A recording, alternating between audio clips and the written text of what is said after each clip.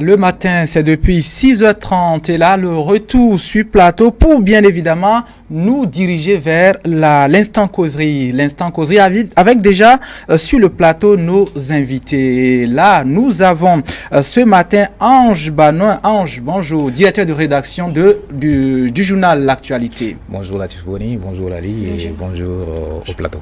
Dans ce débat-là, vous ne serez pas seul. On aura aussi avec vous Ayefemi Oro. Il est Communication Officer de Etri Labs. Bonjour Ayefemi. Bonjour.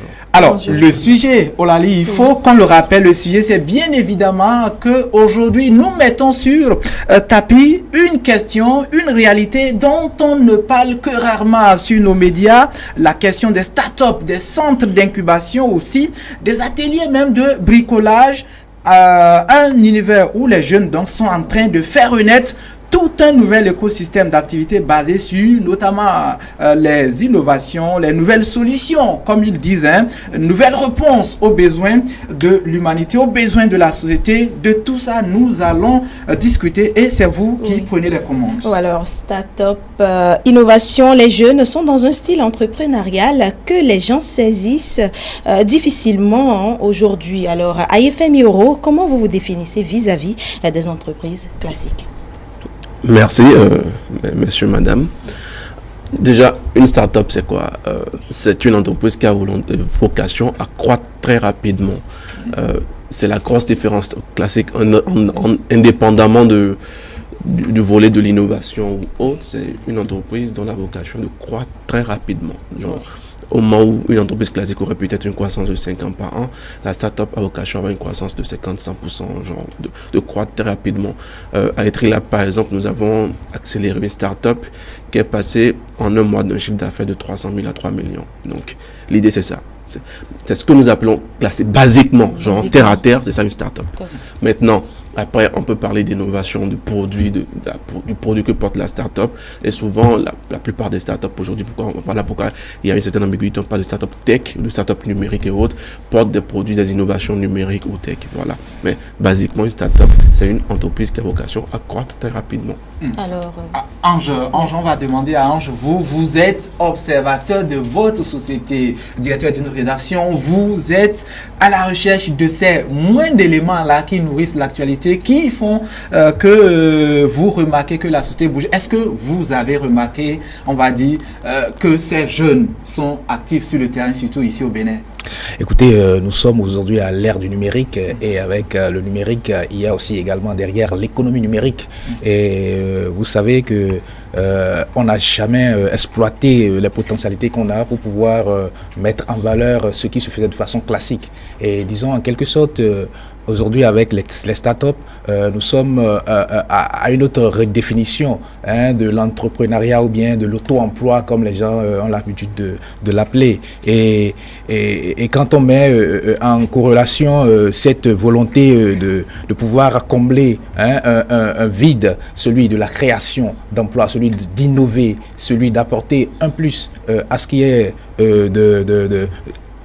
du côté du ressort de l'économie, ces startups aujourd'hui viennent comme des réponses pratiques et mieux, je ne dirais pas adaptées à l'ère du moment. Vous savez, il y a des chiffres de la Banque mondiale qui font écho de ce que aujourd'hui, avec l'avènement des téléphones Android, le développement a connu une ascendance rapide en Afrique.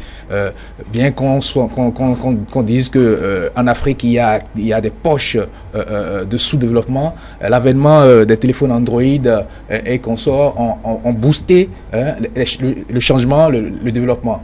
Mais aujourd'hui, la réponse qu'apportent les startups, c'est que c'est basé sur la technologie, en dehors du service qui est derrière, c'est que c'est à partir des plateformes numériques et en tout cas, et mieux aujourd'hui des plateformes des téléphones portables, que vous pouvez facilement avoir accès à des services qui, dans une certaine mesure, sont pratiques et mieux, qui contribuent également en quelque sorte à l'économie. D'où la notion même de l'économie numérique qui aujourd'hui occupe une part essentielle en termes de politique de gouvernance et que les pays qui essaie de comprendre la dynamique du moment, essaie de mettre en place des dynamiques pour pouvoir capter les dividendes à travers cette, je ne dirais pas cette révolution qui se crée non seulement numérique, mais aussi entrepreneuriale, qui est mise en œuvre à travers les startups. AFM Euro, donc une start-up est dépendante du net alors? Dépendant du net. Oui, souvent, très souvent. Voilà pourquoi vous vous rappelez dans ce pays, quand il y a eu l'épisode de la taxation de nos mots, il y a eu levé de bouclier, parce que même si l'écosystème n'est pas encore assez mûr, mature comme on le voudrait, mais il y a quand même un embryon, il y a beaucoup de gens, que ce soit formels ou informels, qui dépendent, que des activités qui dépendent aujourd'hui d'Internet. Il parlait tout à l'heure d'écosystème, il parlait d'environnement, de politique numérique. C'est un tout.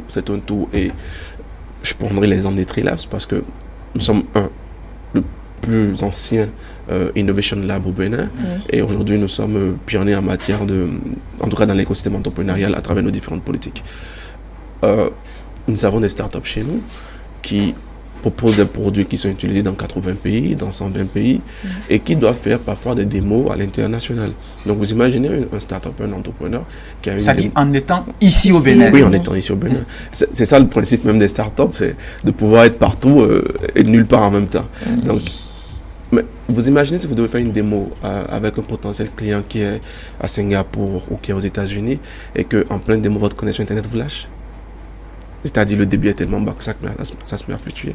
Voilà, donc c'est tout un environnement. Ce n'est pas que juste l'innovation qu'on voit sur le téléphone ou sur l'ordinateur, mais c'est aussi l'infrastructure numérique qu'il y a derrière, c'est aussi les compétences techniques, les ressources qu'il y a derrière en termes de développeurs, de web design, et plein de profils qui concourent justement à la naissance d'un produit. Est-ce qu'aujourd'hui, vous avez parlé de cet environnement-là qui, effectivement, requiert une disponibilité de la connexion? Est-ce qu'au moins, de ce point de vue-là, voilà, vous êtes à l'aise? La connectivité, voilà, c'est au point. C'est déjà mieux qu'il y a 5 ans, c'est déjà mieux qu'il y a 10 ans. Donc. Mais plus concrètement, je pense qu'actuellement, le gouvernement quand même fait des efforts à travers le ministère de l'économie numérique, mais aussi à travers les différentes agences qui ont été créées. Dans le programme d'action du gouvernement, l'économie numérique est l'un des piliers des axes, en tout cas, sur lesquels le gouvernement axe sa politique. Il y a l'ADN qui a été créé, l'agence du numérique, ou de développement numérique, je sais plus exactement, qui a vocation justement à développer l'infrastructure numérique. Donc, il y a beaucoup de réformes dans ce secteur-là, des voix plus autorisées que la mienne pourront mieux en parler. Il y a la réforme de Bénin Télécom qui a été dissous, liquidé, qui sera confié bientôt en gestion privée. Il y a la fibre optique qui est en cours d'installation.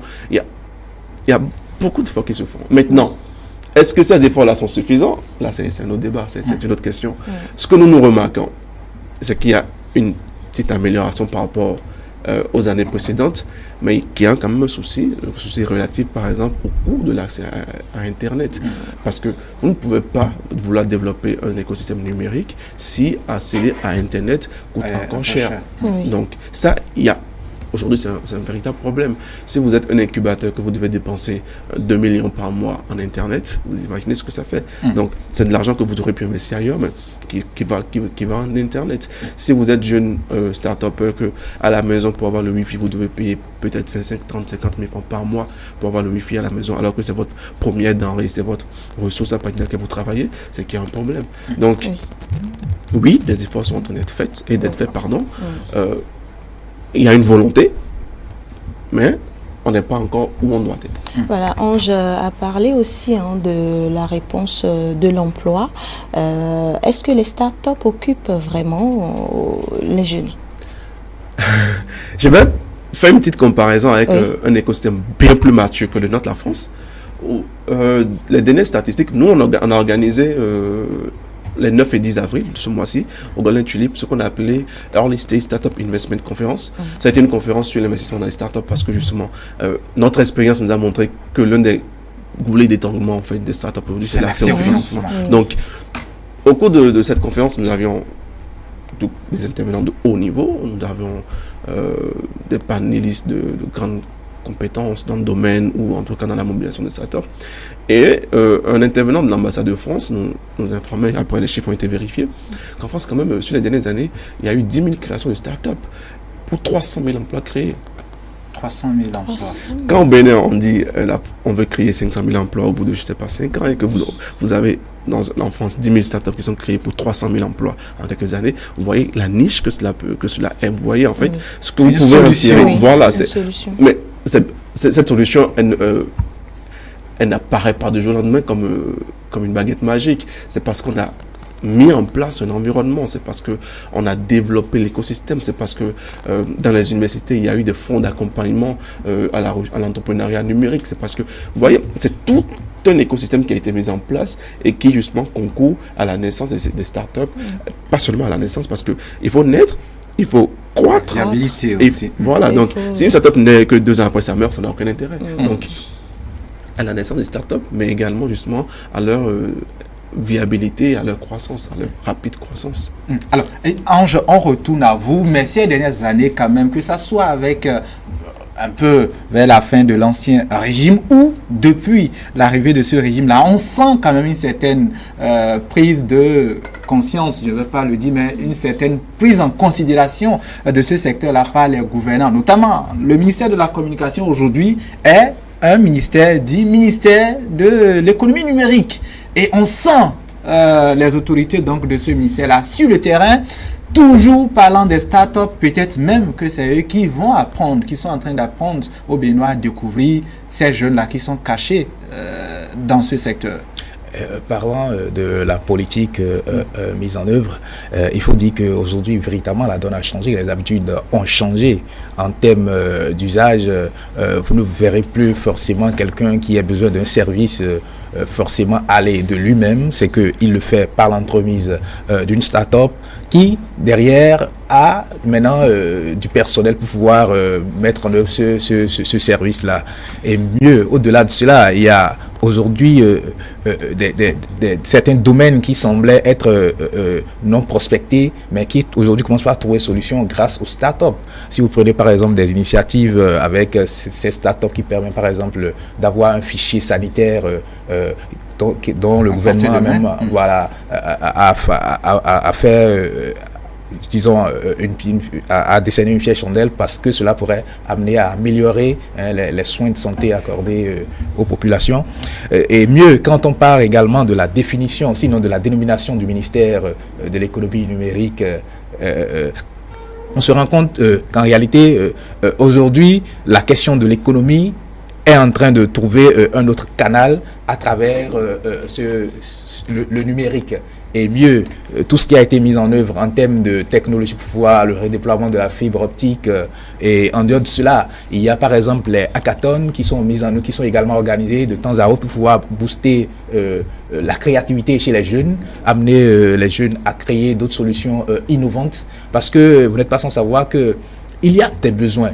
Mais tant que ces besoins-là existent et que on y apporte des solutions, cela génère forcément des devises. Et c'est surtout face à cette situation de corrélation entre la résolution des besoins et la création, en tout cas, parce que d'opportunités, d'emplois, mais également de devises, que se situe véritablement cette dénomination de économie numérique.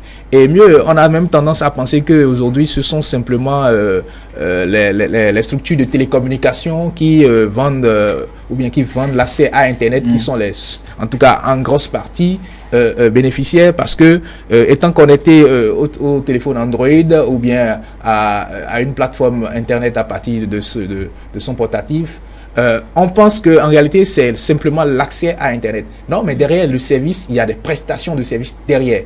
Et cela est facturé. Simplement que l'intermédiaire que vous avez en face de vous, c'est une plateforme numérique. C'est une plateforme numérique. Et aujourd'hui, beaucoup de choses se font pour pouvoir permettre à ce que véritablement ce secteur-là soit un secteur viable et viabilisé.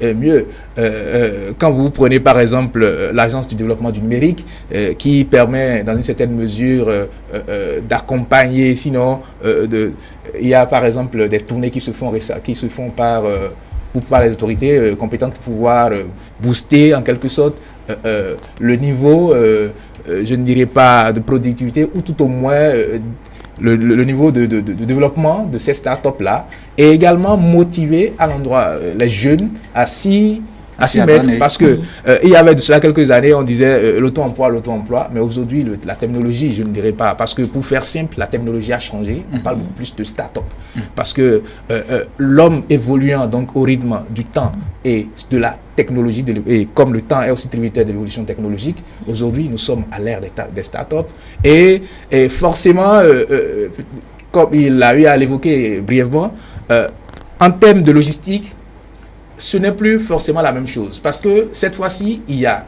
d'autres structures, comme les incubateurs, qui parfois offrent l'accompagnement pour pouvoir développer ces startups, qui offrent également, à des moments donnés, des sources de financement, mais également hébergent des startups. Donc, ce qui permet, en quelque sorte, à des jeunes qui ont des idées entrepreneuriales, à travers l'innovation technologique, de pouvoir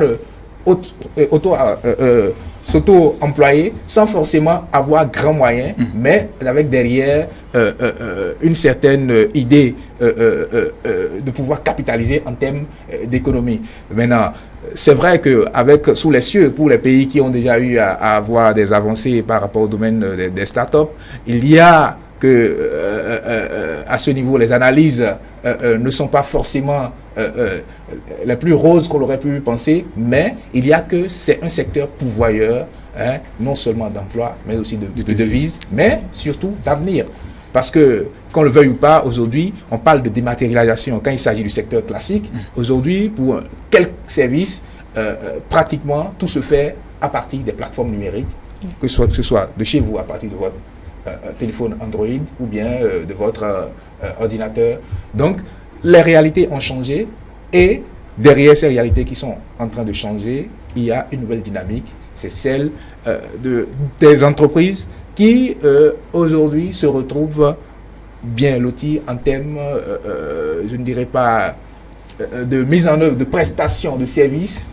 Et je dirais même que, mieux, au-delà même de ce qui se fait, il y a de ces services-là qu'on se plaignait, par exemple, de résoudre. Quand on dit, par exemple, qu'on a des pièces administratives à retirer, aujourd'hui, bien qu'il y a, par exemple, un Béninois et un Togolais qui ont mis en place, par exemple, une start-up au Maroc qui permet, par exemple, de fournir des papiers dont les ressortissants des pays ont besoin au niveau de leur ambassade respective, que ce soit non seulement au Maroc, mais dans les pays de la sous-région. C'est dit quoi? Eux autres, ils ont une plateforme pour pouvoir recueillir, par exemple, disons que la personne se situe par exemple au Maroc, et il a besoin d'un papier peut-être au niveau de l'ambassade du Bénin en France. Donc, lui, il fait simplement sa requête, et mais eux, là-bas, ils ont des personnes là-bas qui font ces courses-là et qui vous permettent maintenant d'avoir votre document en clair, papier sur place. En clair, on peut même ce sont des solutions qui sont duplicables, parce que le besoin étant, je ne dirais pas universel en quelque sorte, qui sont duplicables. Ce sont ça, c'est un cas pratique. Il y a d'autres cas, il y en a pas mal, bien évidemment, parce qu'il y a eu par exemple des visites tout récemment qui ont permis tout au moins de se rendre compte qu'aujourd'hui au Bénin, la chose évolue. Et mieux, il y a par exemple des agences, pour ne pas les nommer, qui également travaillent à l'émulation en termes de développement du numérique. Quand on prend par exemple la Fondation Adrien Oubedi pour le développement du numérique, qui également stimule les jeunes. C'est vrai qu'il y a pas mal de structures, d'organisations. Voilà. J'aimerais bien revenir sur un aspect des propos de Monsieur Ange, sur lequel je ne suis pas totalement d'accord. Bon, c'est par rapport au thème d'emploi des jeunes après start-up, qui serait une niche. On ne vient pas, on ne crée pas de start-up ou de produit parce qu'on est en train de fuir le chômage. Il faudrait que dans la tête, ça entre, qu'on entre ça dans nos têtes, en fait. C'est vrai parce qu'on a échoué. On ne migre pas. Voilà, c'est pas parce qu'on a échoué au fonctionnariat qu'on crée une start-up. C'est pas parce que j'ai passé 1000 concours, ça n'a pas marché, maintenant je vais créer une start-up et je me dis entrepreneur. Parce que si vous regardez aujourd'hui l'écosystème au Bénin, il y a beaucoup de jeunes qui vont vous rencontrer. Ah bonjour, je suis le CEO de tel, c'est un mot en vogue actuellement. Tout le monde est CEO, tout le monde est PDG de quelque chose. Mais au fond, c'est une coquille vide. Il n'y a rien dedans. Comment alors et pourquoi on crée une start-up alors? J'y arrive. Voilà pourquoi quand je donnais l'exemple de la France, comme je vous disais, même on peut revenir en Afrique, au Kenya, un écosystème un peu plus mature que le nôtre. Il y a des préalables, c'est toute une question de politique. Et cette politique-là, elles vont de l'enseignement à l'économie numérique. Et c'est ça qui crée la synergie derrière. Je vous donne un exemple. De notre expérience à nous, à Etrilabs. Quand vous prenez un jeune développeur qui a fait, je sais pas, l'EPAC ou l'IFRI, ou qui a fait une formation en informatique, qui est développeur ou codeur, je sais pas, et qui vous sort une solution, qui est omnibulé par sa solution, voilà. Qui, au fond, quand il vient vous voir, c'est une très bonne solution, ça résout une bonne problématique, mais qui n'a aucune notion en termes de marketing, en termes de stratégie de marché, en termes de stratégie de vente, bref, qui ne connaît rien au management et à la vente d'un produit. Mais il a un bon produit. Mais là, c'est le rôle des incubateurs. C'est pour cela que les startups... J'arrive. Je suis d'accord, c'est le rôle des... On a combien d'incubateurs, Bernard? Alors, on a combien? Mais bon, là, c'est une question de... Oui. C'est une question de politique. Le problème, c'est... Le rôle des incubateurs est d'accompagner, pas de se substituer à l'enseignement et de se mettre maintenant à former ou éduquer. Nous, on forme à Etrilabs. Mais il ne s'agit pas de déléguer toute la tâche aux incubateurs et dire, bon, quand il va venir, eux, ils vont le prendre, ils vont le former, donner toutes les notions qu'il faut. Ils ne peuvent pas. Une incubation, ça dure combien de temps? Une accélération, ça dure combien de temps? Donc, quand vous prenez, il faut que dans nos process, on ait pu donner le basique à ces gens-là. Qu'un jeune qui se met à développer un produit, qui sache que son produit, en fait, doit répondre à ci et ça, que le produit doit répondre à une demande, à un marché, en fait, qu'ils aient les basiques. Sur la base d'une étude il faut qu'ils aient les basiques. Scientifique même, voilà, parce que c'est plus simple pour un incubateur ou un accélérateur d'avoir un jeune qui a les basiques et de pouvoir l'accompagner que d'avoir un jeune. Parce que l'incubation, effectivement, c'est une accélération, en fait. Il y a incubation, il y a accélération, c'est deux choses différentes. D'accord. Une incubation, en théorie, c'est plus long. C'est que techniquement, vous prenez le projet à l'étape d'idée. C'est jusqu'à ce que le projet soit lancé, en quelque sorte. Donc, une accélération, c'est que le produit est là. Okay. Vous le prenez en un temps qui souvent n'excède pas 6 mois. Ça varie entre 4 et 6 mois maximum. Et vous accélérez le produit à travers différentes phases. Nous, à Etrilabs, on a 3 phases dans notre programme d'accélération que nous appelons Tristar. La phase Opportunity Assessment, évaluation d'opportunité, parce que à quoi ça sert d'avoir un produit qui n'est pas opportun? Et dans ça, vous voyez, on pose des questions basiques. Des questions, ok, mais votre produit résout quel problème? Vous voyez, le problème. Quel est le problème? Et souvent, un entrepreneur, un start-upper peut avoir bien diagnostiqué un problème, mais dans la formulation de la solution, mal formuler la solution. Donc, il faut revoir la solution. Bon, c'est des choses basiques qui semblent simples, mais qui, une fois, en fait, comme vous êtes dans le concret, vous vous rendez compte que ça peut prendre du temps. Ensuite, vous évaluez le problème, vous allez à ce qu'on appelle market readiness, être prêt pour le marché. Être prêt pour le marché, c'est quoi? C'est déterminer la taille de marché. Ma taille de marché, c'est quoi? Vous voyez, c'est plein de choses dedans. Et quand vous arrivez à avoir une start-up qui a évalué l'opportunité de son business, qui a étudié son marché, vous allez à ce que nous appelons investment readiness. C'est vrai qu'on s'en va vers des choses un peu plus techniques que les gens ne vont pas saisir. Je sais que Ange s'intéresse au sujet et que, voilà, FMI aussi est dans son marigot, mais sortons-y un peu. Comment se portent de façon globale les CEO, les start-up? Comment ça se porte au Bénin? Est-ce que, de votre œil à FMI, ça fait des merveilles? Ça, c'est la question qu'on a. En gros, on a un écosystème qui est bouillant actuellement. Très bouillant. Actif? Oui. Beaucoup de jeunes qui veulent entreprendre, qui ont de bonnes idées. On a un côté institutionnel ou côté accompagnement. Ça se relève. Il fut un temps, il y avait que Etrilabs. Aujourd'hui, il y a plein d'autres après Etrilabs. Il y a Semecity au niveau étatique. Ça prend. Quand vous prenez la dernière cohorte, je vais dire, de la fondation Tony Elumelu, on a près de 100 ou 150 ou 200 Béninois qui ont été... Beaucoup de gens venus de Semecity notamment. 50 pour Semecity, mais pas que. Genre, je veux dire 200 Béninois quand même. En tout cas, j'ai fait mais plus d'une centaine en tout cas. Un peu moins de 200, mais plus d'une centaine. Cela veut dire quoi? Qu'il y a des gens qui entreprennent, qu'il y a des gens qui ont de bonnes idées. Maintenant, ça c'est pour le postulat. Est-ce qu'il y a de jeunes? Est-ce que oui, ça c'est le premier postulat. Mais après ça va où? Vous voyez? Après ça va où? Nous à Etrelabs, je vous l'ai dit, vous pouvez passer visiter.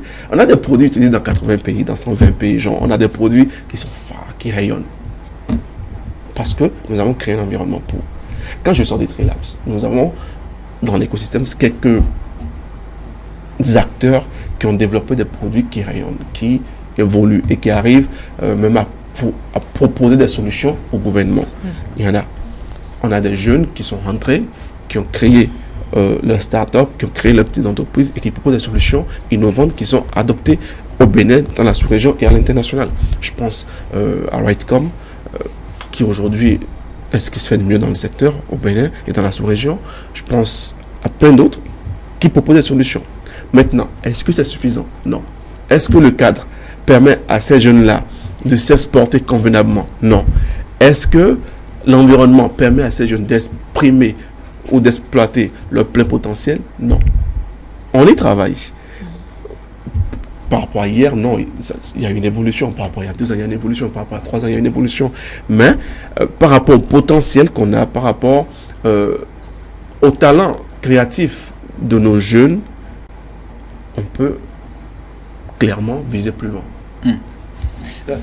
Ange, pourtant, Olali est d'accord avec moi, c'est vrai qu'il y a des problèmes, c'est vrai qu'il y a un peu aussi, on va dire, de réserve parce qu'il connaît ce qui se fait ailleurs chez AFMI, mais on sent qu'il y a des bons quand même. Beaucoup de choses se font, mais très peu de projecteurs. Comment comprendre ça? Très peu d'intérêt même pour vous, communicateurs. Comment comprendre ça? C'est un peu ce que nous constatons tous.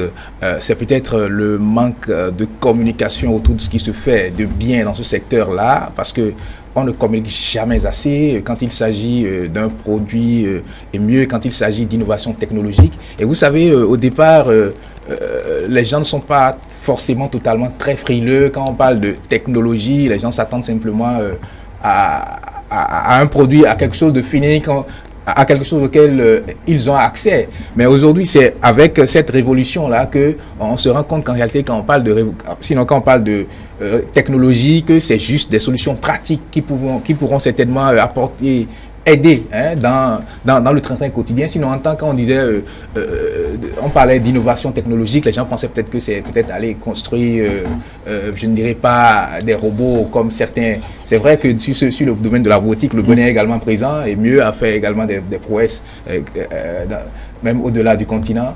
Et c'est que aujourd'hui, c'est maintenant que les gens se rendent compte que lorsqu'on parle d'innovation en termes de start-up, c'est juste un changement de paradigme par rapport à la résolution de certaines situations, de certains problèmes, de certains services dont nous avons forcément besoin au quotidien et pour lesquels parfois on se pose des mille et une questions pour se dire comment est-ce qu'on règle ça. Comment on règle ça? Maintenant, il a évoqué également, le problème n'est pas forcément simplement béninois. L'environnement, il se modernise, il se met en place, il se crée. Beaucoup dynamique. Il se crée. Et au-delà de la politique mise en œuvre par le gouvernement pour pouvoir rendre ce secteur-là véritablement prometteur, et je pense qu'il y a également des particuliers, il y a d'autres structures, des fondations, des ONG qui se mettent également en place. C'est vrai qu'il l'a rappelé. Voilà, pour pouvoir permettre à ce que le secteur soit véritablement viable. Simplement que on est encore... Si vous permettez, parce que, soyons concrets, de quoi a besoin une start-up? Quand elle a son idée, quand elle a validé, elle a besoin de quoi une start-up? Elle a besoin de financement. Elle a besoin d'accompagnement, de mentorat, de coaching. Parce qu'il ne s'agit pas de financement, elle a besoin d'accompagnement. Elle a besoin d'avoir des mentors, des coachs, des gens qui pour lui dire ah non, don't do it, va comme ça, va comme ça, va comme ça. Non, mais à ce niveau-là, par exemple, à ce niveau-là, normalement, ça, c'est le rôle des incubateurs. Oui. Ce n'est pas... Les incubateurs naissent comment? Les incubateurs se financent comment? Les incubateurs sur la base, il y a des politiques. Et c'est là que je viens en venir. Quand je parlais tout à l'heure des États qui sont un peu en avance sur nous, c'est que on dit que la plupart du temps, les startups demandent du financement, mais sur le plan de la rentabilité, c'est un peu la quadrature du cercle. Non, je suis pas d'accord. Comme on le dit. Il y a quelques-unes qui émergent véritablement. J'arrive. Il y a quelques-unes. Vous avez évoqué tout à l'heure que quand on prend par exemple qu'il y a des jeunes qui ont des idées, mais quand on regarde dans la flopée de ces jeunes-là qui ont des idées, à peine sur 10, qu'il y aura peut-être un ou bien même parfois même qui n'a pas. J'ai une start-up dont le nom m'échappe, je pense que c'est une start-up aux États-Unis ou au Niger, j'ai plus, sur laquelle un investisseur a mis $30 000 au départ. Et je pense 5 ou 6 ans après, il a récolté près de $100 millions. Mais ça, ce sont les acteurs au marché, ça. Non, c'est ça que je veux. C'est un risque à prendre. C'est ça que j'explique. Celui qui met $30 000 sur ça, qui récolte $100 000 après, c'est parce qu'il aura payé sur près d'une dizaine d'autres startups, peut-être 30 000 sur 10 autres startups. Il faut comprendre cela. Nous, la mortalité est élevée. Je vous parlais de l'ESIC que nous avons organisé et nous avons eu le plaisir de recevoir M. Tommy Davis dans l'écosystème les plus représentés. Il est le président de l'African Business Angels Network, qui a animé un masterclass sur c'est quoi un business angel. Nous n'en avions pas au Bénin. En tout cas, de façon structurée, nous n'en avions pas. Et c'est au sortir de l'ESIC que les Etrilabs ont organisé, que le premier réseau de business angels du Bénin est né. Nous n'avions pas au Bénin de fonds d'impact. C'est au sortir de l'ESIC que le premier fonds d'impact Neurocapital est né. Vous voyez, on parle clairement. Parce que dans l'environnement, en fait, reste à être bâti. De quoi les startups ont besoin? Elles n'ont pas besoin de $2 millions ni de $3 millions, non. Elles ont besoin peut-être de 15 millions de francs CFA, de 5 millions de francs CFA. Elles ont besoin d'un fonds d'impact qui est capable d'entrer au capital, genre sous forme d'equity, et de ressortir après quelques temps. C'est des mécanismes basiques qu'on n'avait pas. Mais aujourd'hui, vous êtes acteur du domaine. Donc, ce que je vous dis, ce que je vous dis là, c'est des trucs basiques. Nous, on a organisé les cycles. Pourquoi? Cette conférence, on l'a organisée pourquoi? Parce que en 3 cohortes et Tristar, nous avons accéléré près de 50 startups et on a appris des leçons. On s'est rendu compte, on accélère des gens après, mais on n'arrive pas à les financer tous. De toute façon, nous, on ne peut pas tous les financer. On n'est pas la Banque mondiale ou genre. Mais comment on fait pour que les startups au Bénin, que ce soit celles que nous on a incubées ou pas, et accélérées ou pas, qu'elles viennent de pas. C'est vrai comment on fait pour que les startups au Bénin aient accès au financement et accès à un fonds d'amorçage? Je ne parle même pas encore de l'offre. Un fonds d'amorçage. Par exemple, l'agence de développement du numérique. Qui ne finance pas. Mais là, c'est une paire de manches. Ici comme ailleurs. L'ADN a pour vocation à développer. Vous voyez, c'est un écosystème où les rôles sont répartis. L'ADN joue un rôle important. Développer l'infrastructure numérique. Et ça se fait. Maintenant, le leadership est au niveau du privé, même ailleurs. Oui, mais je vous explique. Non, actuellement à Cotonou, au Bénin, vous avez plein de centres qui se disent incubateurs et autres, mais qui n'offrent pas d'incubation. Qui offrent peut-être un espace de coworking et qui vous dit, nous sommes un incubateur. C'est ça, je vous dis, le mot, il est galvaudé. Parce que quand je reçois une start-up qui est en coworking chez moi, elle n'est pas en incubation. En incubation, ça veut dire que j'ai les compétences techniques et les compétences financières pour l'accompagner, pour l'incuber sur une certaine période. Mais tout ça, c'est une politique en quelque sorte aussi qu'il faut mettre en œuvre. Et négocier des partenaires pour pouvoir... Lors de l'ESIC, on a eu un panel sur justement quel accompagnement pour les... On les appelle les SAEI, les structures d'accompagnement à l'entrepreneuriat innovant. Comment les accompagner ceux-là? Oui, la question elle est là, elle se pose. Il ne s'agit pas de dire, moi je ne dis pas que rien ne se fait. J'ai commencé par là, je vous ai bien dit, la preuve, aujourd'hui on a l'ADN au niveau de l'infrastructure numérique, on a CMCT au niveau de l'État, on a au niveau du ministère, je pense même le directeur de l'économie numérique nous disait justement lors de l'ESIC qu'il y a le gouvernement a mis en place un fonds d'appui à l'entrepreneuriat numérique. Donc, ça veut dire qu'il y a peut-être c'est votre domaine. C'est vrai que AFMI en veut plus. Mais dites-nous, on ne crée pas un écosystème mature en quelques années. Oui, mais il faut cerner véritablement le problème et se dire il y a besoin d'accompagnement, oui, il y a besoin de ci, oui, mais après il y a besoin de financement. AFMI Ange, c'est vrai qu'il y a des problèmes, c'est vrai qu'il y a des réglages, mais je me demandais que quand même, pourquoi alors on n'en parle pas assez? Est-ce que c'est une option chez vous? Est-ce que c'est une option des acteurs des startups?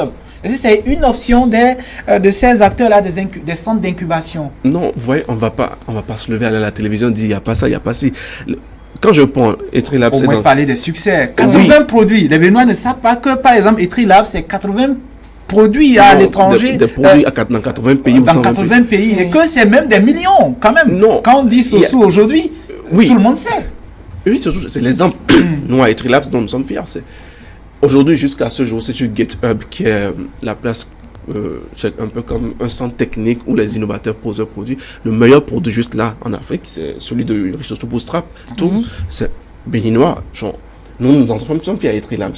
Autant que, comme ça je dis... Pourquoi les Béninois ne savent pas? Non, quel Béninois ne sait pas? Vous voyez, il y a ce qui est destiné aux grands médias et il y a ce qui est destiné à des médias thématiques, à des médias spécialisés.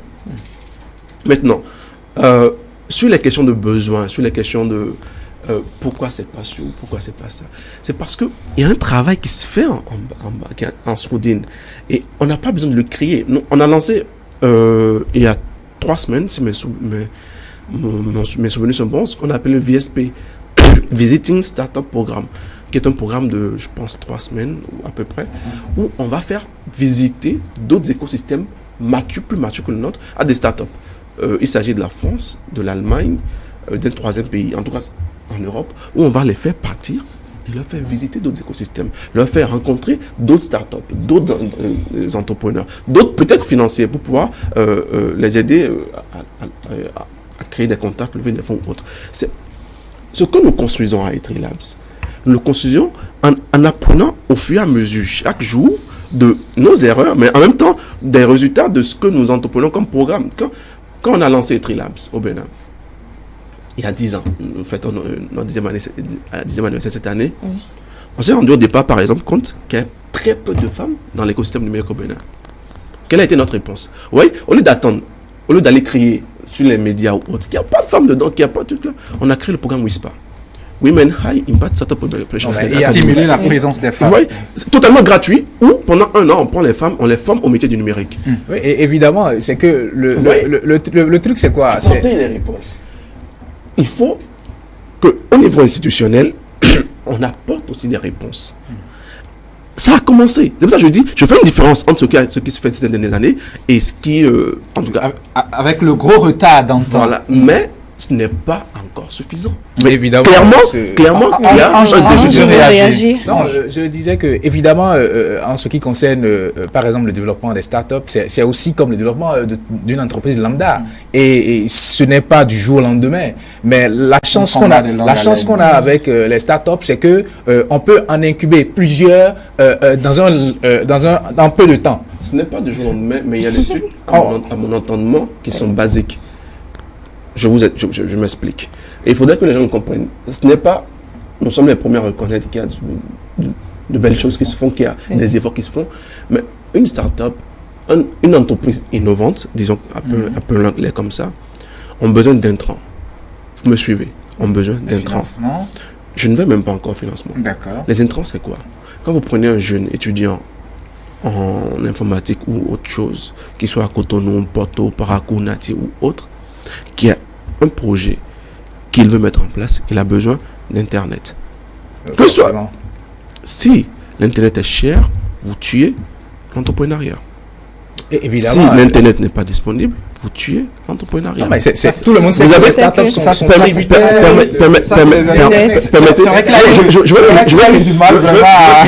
Je vais finir sur ce point parce que vous avez donné un petit exemple en commençant, parlant de startup au Maroc qui aurait été créé par un Béninois et un Ivoirien. J'ai la chance de bien connaître le Maroc. J'y ai fait 8 ans. Je payais 6 500 par mois pour mon internet à la maison au Maroc. 6 500 pour mon internet à la maison. Donc il reste le combat. Le wifi. Je ne parle pas de mon wifi. Je comprends là où vous en venez. Vous savez avec par exemple vous permettez que je finisse. En termes d'internet, tout le monde est d'avis que et vous avez même constaté le tollé général qu'il y a eu avec le phénomène taxe par mémo. Mais la taxe est revenue sous une autre forme. Exactement. Et ça, c'est je vais finir. Je finis par ça. Vous laissez par un exemple. Je finis par ça. Je donne un exemple. J'étais à Abidjan début mars, il me semble.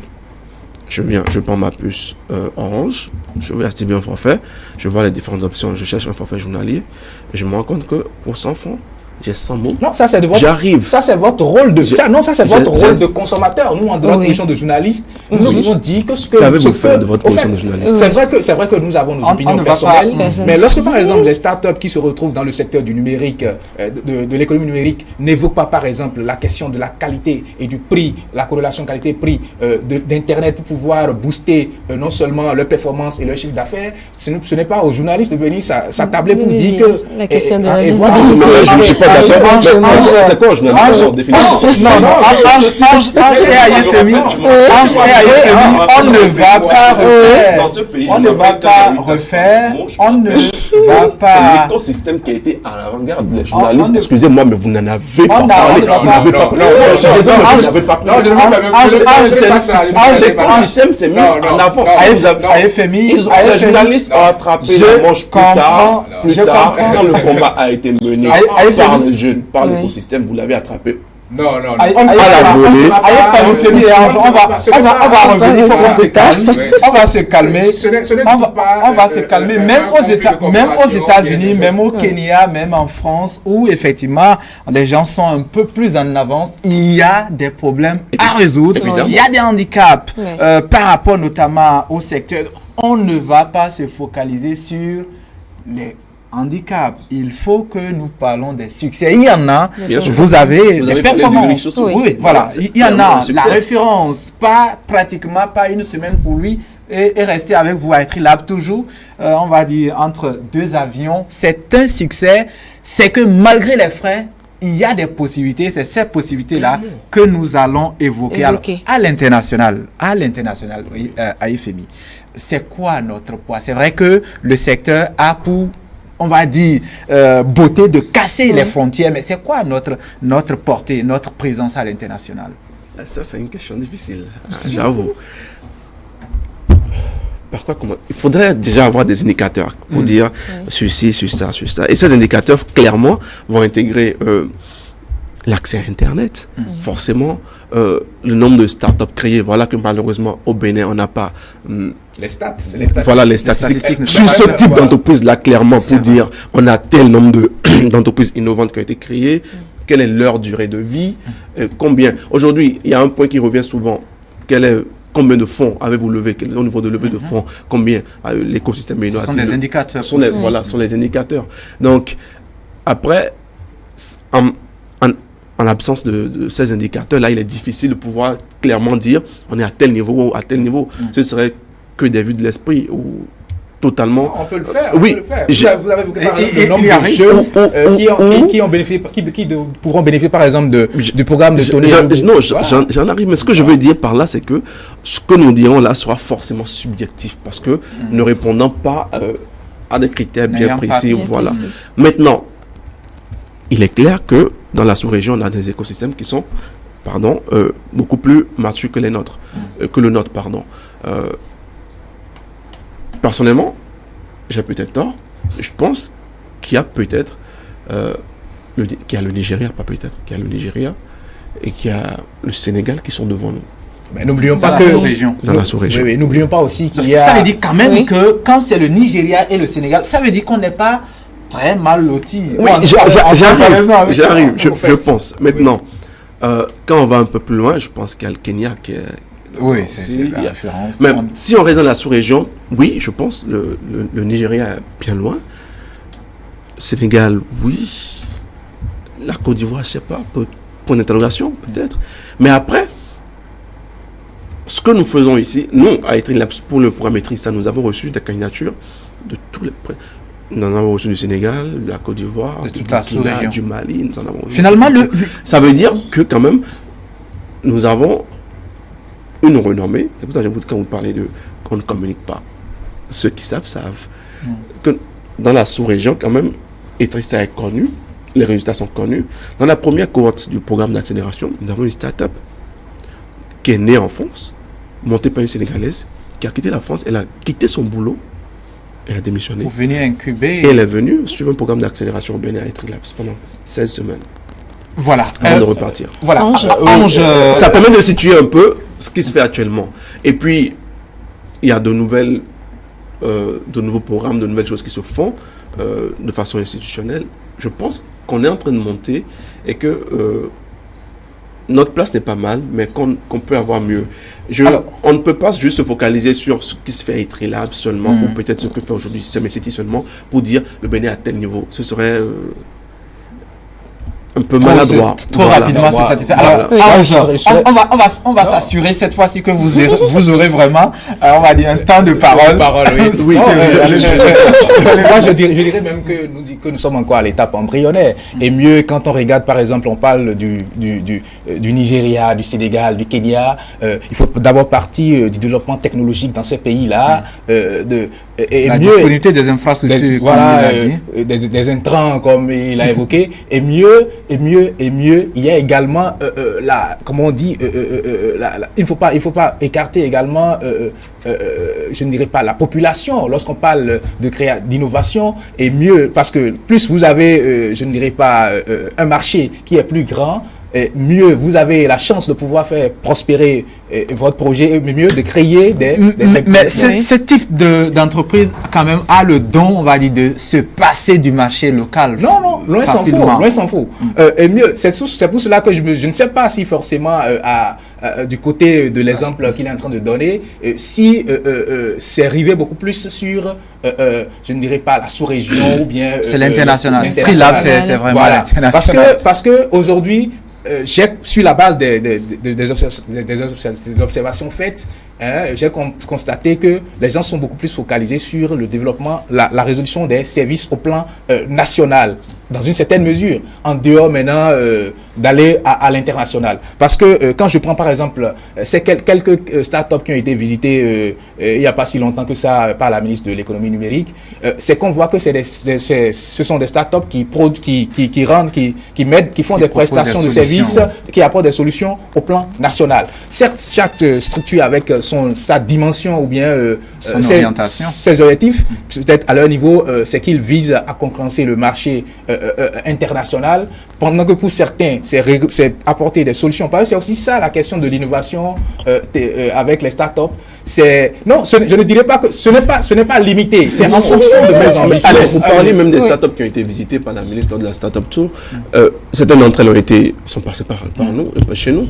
Non, il ne s'agit pas que nous visons l'international ou autre. Ce que, quand vous posez, je donne un exemple, je ne vais pas donner de nom, mais on a eu au moins 3 startups dans la fintech. Quand une startup pose un problème, aujourd'hui on vous dit, je donne des chiffres au hasard, 15 millions d'Africains ont accès à mobile money, on estime que 10 millions d'entre eux n'ont pas accès au marché international, n'arrivent pas à acheter parce qu'ils n'ont pas de carte bancaire ou carte Visa et autres. Donc on met en place une solution pour leur permettre d'acheter sur les sites web à l'international ou partout où ils veulent grâce à leur compte mobile money. Ouais. Ça c'est un problème. On identifie un problème, on apporte une solution. Au national, le problème se pose. À l'international, il se pose. Quand vous allez à Lomé, au Sénégal, en Côte d'Ivoire. Donc, cette startup-là qui, au Bénin, crée une solution pour un problème, en fait, cette solution, elle est viable non seulement au Bénin. Elle est duplicable, comme on le dit, en termes de projet de développement. Voilà. Donc, si la startup se rend compte qu'elle a plus de succès en Côte d'Ivoire qu'au Bénin, elle va peut-être axer plus ses activités sur la Côte d'Ivoire. Donc, quand je donne des exemples, ce n'est pas que les startups sont orientées à l'international, mais elles identifient un problème. Et quand vous prenez l'écosystème africain, très souvent les problèmes sont duplicables. C'est du genre un problème que vous observez au Bénin, vous allez l'observer en Côte d'Ivoire, vous allez l'observer dans tel autre pays. Voilà. Donc, que souvent, les solutions, à quelques exceptions près, l'autre chose que vous n'avez pas évoqué aussi, c'est le coup de bouge-toi que donne par exemple la cybercriminalité qui fait croire à certains que demander une prestation de service sur Internet, bien sûr, des plateformes, c'est risqué. Non, ça c'est de... Dans l'esprit des... Non, ça c'est de la sociologie. Vous ne pouvez pas dire que cela n'influence pas aujourd'hui, dans une certaine mesure, le développement des startups. Non, j'arrive. Je suis d'accord, mais j'arrive.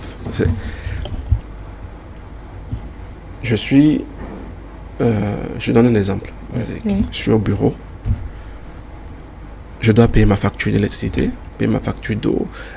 J'ai une réunion qui commence à midi. Je dis que là j'ai faim, je peux pas bouger. Tout le monde sait qu'aujourd'hui nous avons les contraintes de temps. Et même j'arrive. Laisse-moi finir mon exemple. S'il vous plaît. Laisse-moi finir mon exemple. D'accord, oui. je prends mon téléphone, je vais sur une application, je clique, je renseigne et instantanément, de l'autre côté, on me paye ma facture, on me paye mon truc. J'ai pas besoin de me soucier de Gaiman ou autre pour pouvoir le faire. Genre, je pense que malgré ce problème-là, il y a quand même des garanties de sécurité. Il y a des garanties. Il y a des garanties, mais cela n'empêche en fait pour faire la différence. C'est vrai que le problème il se pose. Et même sur le plan, je ne dirais pas de façon sur des canaux officiels, il arrive même des fois qu'on entende qu'on ait des communiqués. Nous, on est journalistes et on est dans la masse. Oui, qu'il y a des communiqués même qui mettent en garde certaines structures pour dire etc. Après, moi, je voyez de l'opportunité de ces communiqués-là. Je vois de quoi vous voulez parler parce que je connais bien la start-up en question, je sais quelles sont les communautés qui sont.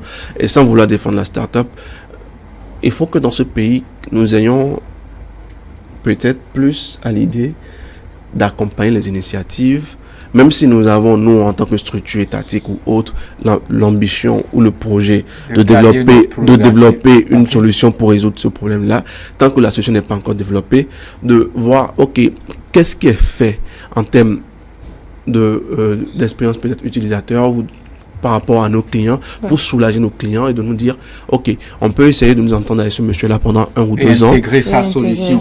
Pas forcément l'intégrer, mais genre, OK, tant que le monsieur fait preuve de fiabilité et d'intégrité, on s'entend et qu'on l'accompagne pendant un moment, le temps que nous, notre solution à l'interne ne soit disponible.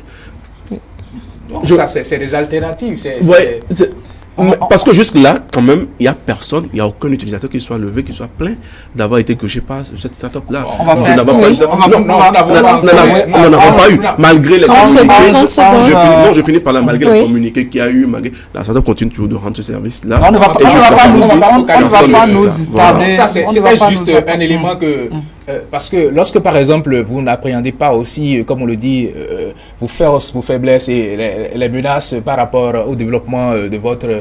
non, c'est vrai que l'aspect gay et autres, c'est un élément qui a apporté les gens, effectivement. De toute façon, Ange, on va terminer, on va sortir de ce plateau-là, mais juste un tour de table de 30 secondes pour quand même voir qu'au-delà des inquiétudes, au-delà de tout, il y a un monde, il y a un secteur où les jeunes sont des donneurs de leçons, c'est ce monde-là de l'innovation. Évidemment, parce que vous savez que dans ce secteur-là, on retrouve en majorité des jeunes, parfois même des gens qui sont parfois même qui n'ont même pas encore fini leur formation, qui sont parce que comme on le dit avec on le dit aisément, l'accès aujourd'hui, ou bien même quand quelqu'un a une nouvelle technologie en termes, je ne parle pas des appareils Android qu'on sort, on se rend compte de l'habilité ou bien de l'agilité des jeunes à pouvoir les manipuler, à pouvoir avoir ce tic-là pour pouvoir mettre en place quelque chose dans ce domaine-là, et on ne saurait le dénier aux jeunes d'avoir tout au moins, en dépit de tout ce qu'on dit, un certain sens de créativité et d'innovation. Parce que, qu'on le veuille ou pas, ce n'est pas quelqu'un d'autre qui viendra réfléchir à la place en tout cas des uns et des autres, pour pouvoir leur créer des solutions par rapport face à leurs problèmes. Et mieux, nous avons assez de problèmes qu'on pourrait facilement régler avec... Que les jeunes tentent d'ailleurs de résoudre. Ange, merci beaucoup, directeur de rédaction du journal L'Actualité. Roland, pas Roland, on aurait pu l'avoir effectivement, Roland, on aurait pu l'avoir, vous le connaissez sans doute, jeune, fondateur de Raptech, oui, on devait l'avoir sans doute. Les questions de climat, la pluie, de toutes les façons, on va poursuivre les débats après, on l'aura. FMI, juste quelques secondes pour conclure, sortie de ce plateau. De dire qu'il n'y a pas que dans l'innovation que les jeunes font de belles choses. Et qu'il faudrait qu'on apprenne dans ce pays à faire beaucoup plus confiance aux jeunes. Sans vouloir insulter l'expérience des plus anciens, la jeunesse est force, la jeunesse est vitalité, la jeunesse est dynamisme, la jeunesse est innovation. Je me réjouis qu'on ait commencé à l'intégrer, mais à mon entendement, pas suffisamment. Il faut accélérer. Ça, c'est un mot de notre jargon. Il faut accélérer l'intégration des jeunes. Nous avons des jeunes capables, qui innovent, qui réfléchissent, qui apportent des solutions. Je vous invite à venir à Etrelabs, un environnement totalement jeune, à 60% féminin. qui innove, voilà, et qui apporte des solutions. Je conclurai par là. Oui. Nous avons su très tôt, nous avons compris très tôt qu'un environnement sans femmes, qu'un écosystème sans femmes est un écosystème voué à l'échec. Merci. Nous l'avons intégré, nous travaillons comme ça, et je pense que quand cela sera compris par tous, on va avancer. Nous irons de l'avant. Merci à Ayefemi Oro, Communication Officer de Etri Labs Bénin. Sans doute, le directeur de rédaction fera un tour avec les éléments de sa rédaction pour voir ce que vous apportez comme solution à l'humanité, à la société. Merci beaucoup d'avoir accepté, on va dire, aborder ce débat-là, cet aspect des choses qui ne sont souvent pas évoquées sur nos plateaux. Merci beaucoup.